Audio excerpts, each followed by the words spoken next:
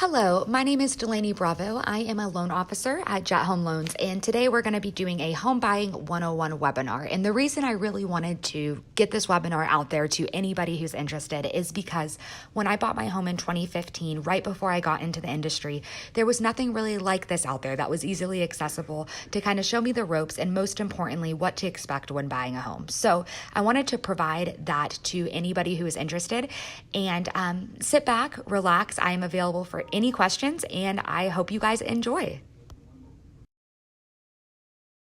For the first slide, I thought it would be fitting to go over the different types of loans that are available when you want to buy a house. So I'm not going to go in depth on any of these, but just to roll over them really quickly, there are conventional loan options, which typically start at the 5% down mark, but there are some specific programs that allow you to go down to 3% as your down payment.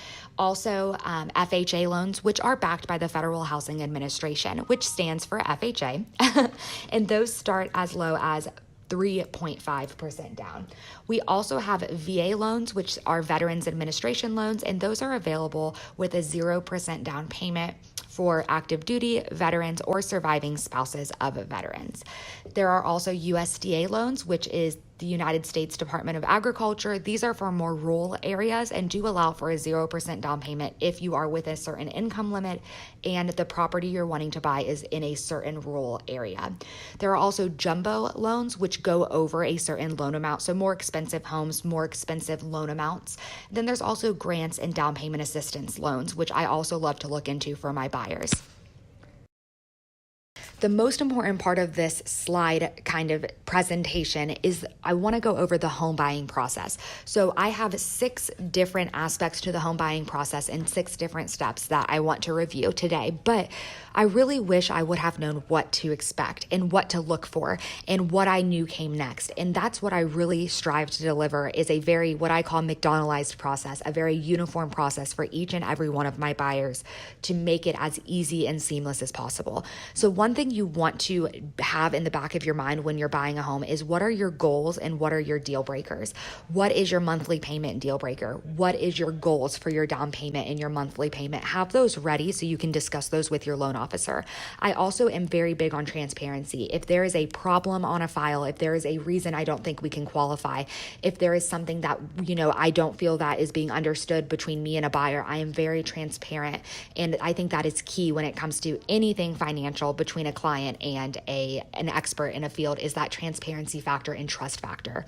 Also, accountability, making sure you have a loan officer that is accountable, that returns a phone call, returns an email, that the team is accountable and is there to assist you with whatever you need, because at the end of the day, you're buying a house and it's a very big purchase and you need to be able to count on those that you're trusting with the process. Lastly, is being resourceful. You want a loan officer that knows their stuff. You want a loan officer who knows their guidelines, who knows what you'll qualify for, who knows about taxes, insurance, things like that. You want to make sure that you can use your loan officer as a resource. And last but not least, you want to have a lender for life, because many people buy a house and they're not going to stay in that house for 30 years. So you want to make sure you have a lender you can come to time and time again, whether you're buying another home or just have a question about your home purchase. So I want to go over each step in the loan process so that you can understand what to expect when you want to purchase a home. So the first step is pre-approval, and you're going to start by applying for a loan with your loan officer. You can do this online, over the phone, or in person, but make sure whichever way you go to apply is making you the most comfortable, whether that is online or in person or over the phone. Next is more of a tip than a step, and that is to be honest and open about anything with your loan officer during application. Credit, assets, income. If you're not sure how your income is calculated, then just be upfront about that. Also, any past credit events. Just because you've had a foreclosure, a bankruptcy, a short sale, something like that, does not mean you can't buy a home. You 100% can, but you want to be upfront and honest with those events and dates that those events occurred, so that your loan officer can make sure they put you in the correct product for those events and those dates. So after your loan officer takes your application and does some boring behind the scenes calculations, calculation step, they will issue you a pre-qualification. This pre-qualification letter will say that based off of the information you've given, you are pre-qualified for X amount of house. Now, you also most likely receive a estimate as well to show you kind of what you would estimate a need at closing, what your monthly payment would look like. And this is where you can really nail down what you're looking for and go back and forth with your loan officer to tailor that estimate to exactly what your goals are.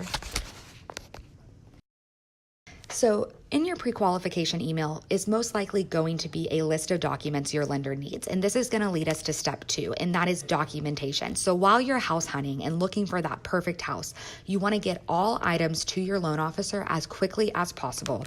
Some examples of items that you will be asked to provide, but this is not a complete list, are pay stubs, W-2s and tax returns, bank statements, IDs, and more items based on your exact situation. One thing I like to tell all of my buyers is the rule of 2. So we typically need 2 months bank statements, 2 years tax returns, 2 years W-2s, 2 pay stubs, and so on and so forth. So you want to follow that list to the T, and do note that it is a can of worms. So if your bank statements have large deposits, we are going to have to source those. So that one list you get up front is not the end all be all, and some additional items may be needed based on your situation. Some quick tips I like to throw out there is make sure you provide all pages of any document. Make sure nothing is blacked out and that it is clear and able to be read by your loan officer. Next step, step 3, is the contract. So you've found the perfect home, you've fallen in love, and you've gone to contract with your realtor, you've negotiated, and you've signed the contract. So after you sign the contract, you or your realtor will provide that to your lender. So when your lender gets it, they will go ahead and order your appraisal to make sure that the value of the home is in line with what the sellers are asking for it. You will also have your title work ordered so they can get to work on getting all of the behind the scenes legal aspects in line for you. You also want to, at this point, look at getting homeowners insurance. So you want to maybe shop around with your car insurance, look at things like that, and find a quote for the new house. Your lender at this point will take all the information from your contract and your documentation and will provide you your initial disclosure package.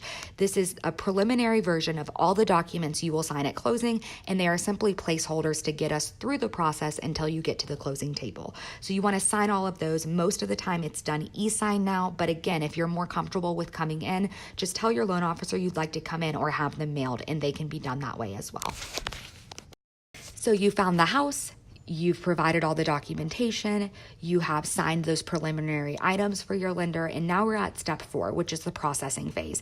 So the goal is your lender and your loan officer is so awesome that the list they gave you at the beginning of the loan process when you got pre-approved is everything you would need, and you don't have to provide anything else.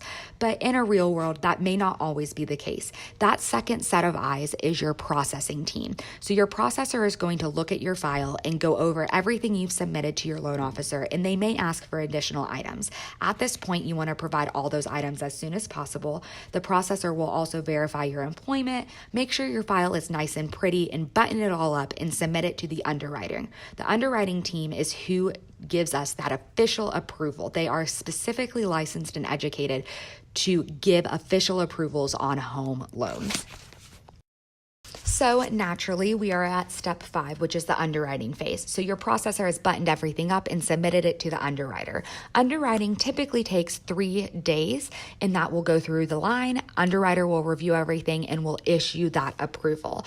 At this point, it is very rare that a file will come out of the underwriter without a single request. That is, again, always the goal, but the underwriter may have a couple questions they want answered, which is very normal. So if your loan officer says, "Hey, Mr. Smith, your loan is approved, but I need 1 additional pay stub per the underwriter. I need 1 additional bank statement. You have a $500 deposit." The underwriter wants to know what that is for. Those are all very routine and normal items. So don't stress, but get all of those items back to your processor and loan officer as quickly as possible. Once we have all items the underwriter is requesting, we will go back to that same underwriter and ask them to sign off on all those loose ends and give us a final approval. Step 6, and the step where you can take a huge, deep breath and let out all of that anxiety you've had over the last 5 steps, is your closing. So at this point, once we have that final approval from the underwriter, we work with the title company, and when I say we, I mean the lender, to finalize every exact figure and line item on your closing statement. So for example, we may estimate that your survey cost $300, but the title company will get that invoice and it may have only cost $289. That will balance out. So all of those little line items get balanced and we come to the very final figure that goes to the penny.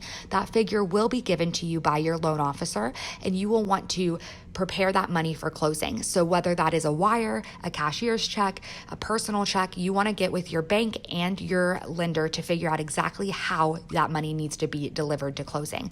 Then you're going to show up at closing, sign all of your papers, and get your keys and live happily ever after in your wonderful new home. So we just went over the loan process, but if you do a loan with me, do not worry. You get a personalized update every step of the way, letting you know how you're doing, where you're at, and what to expect next. So the next thing I did want to go over is credit. And I know that's a huge hot topic when it comes to buying a home. So I wanted to touch on a few important aspects just to kind of give you an idea on the credit side. So you have 3 credit scores, and those 3 scores come from 3 different bureaus: TransUnion, Experian, and Equifax. I'm sure you've heard those names floating around before. Every different bureau between the 3 has a different algorithm for how they score the items on your credit, giving you typically 3 different scores. So your Experian score is probably different than your Equifax score, and it's probably different than your TransUnion score. They all have their own method for scoring the credit. What we do as lenders nationally, this is not specific to Jet, this is for any buyer, any lender, uses the middle score. And we have found as lenders that is the most fair way to score the credit. So if you have a 680, a 700, and a 720, we are going to use the 700. Another thing to keep in mind is that if you have 2 buyers on a home application, then we have to use the lower middle score. So if your middle score is a 700, but your spouse's is a 640, we will be required to use the 640, and that is across any lender that you go to. Now, let's say you do an application and your credit is just not at a point where we can move forward at the moment. We never say no, we say not right now. And I personally create credit repair plans that I present to my buyers. We have rescore models, simulators, and personalized plans with specific benchmarks based on the time frame you have to buy to make sure we can get your score up as quickly as possible in that time frame that we have. So I just like to make it clear that credit is an ever-going process and we are here to work with you to get you to where you want to be. So the last slide I wanted to get into is some frequently asked questions I get from a lot of my buyers. This list could go on and on and on because everybody has a different story and different questions. But I want to roll over some pretty basic questions I get that are kind of all-encompassing. So what is the minimum credit score for a loan? This is going to depend on a couple different factors, but we can do FHA and VA financing on a middle score of 580 and up. There are different requirements for conventional. That starts at 620, but there are options for 580 and up on your middle score. What factors affect my rate? There are many factors that affect your interest rate that your lender is able to offer. However, the main ones are your credit score, your loan type, and your amount of down payment. Next, are there any loans with no down payment? Yes, there are VA loans, which are for active duty and veterans. There are USDA loans, which are for rural areas, and they do have a specific income limit. There are also down payment assistance programs and different grants that you may qualify for, so make sure you ask your lender about this as well. What is the difference between pre-approval and loan approval? This is a great question. So your pre-approval when you apply is typically done verbally or online. That pre-approval letter that you initially get is not based off of documentation because you've just applied. That is a pre-approval stating based on what I told my lender or submitted online, everything appears I will qualify for X. The approval is once the loan officer has reviewed all documentation and we get it to that licensed underwriter, they sign off and say, I have reviewed everything and the loan is officially approved. That is the difference. What is Homes for Heroes?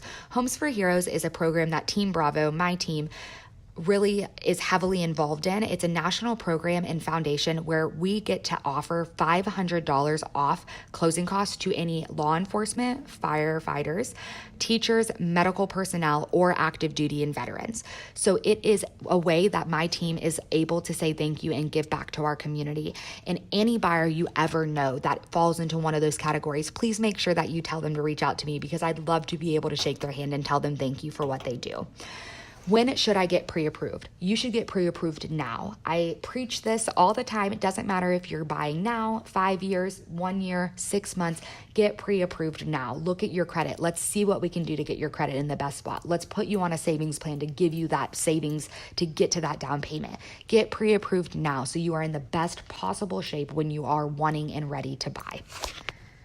That's all that I'm going to go over today. I feel like I kind of jam-packed a bunch of information and I don't want it to be way too overwhelming, but any questions you have, please contact me. Let's get you started today on a path to buy a home. All of my info is on the screen right now. Feel free to screenshot it. It's also going to be very easy to email me. Go ahead, contact me, and let's get you rolling. And I really do hope you took something away from this webinar. And again, I'm always here for questions. Thank you and have a wonderful day.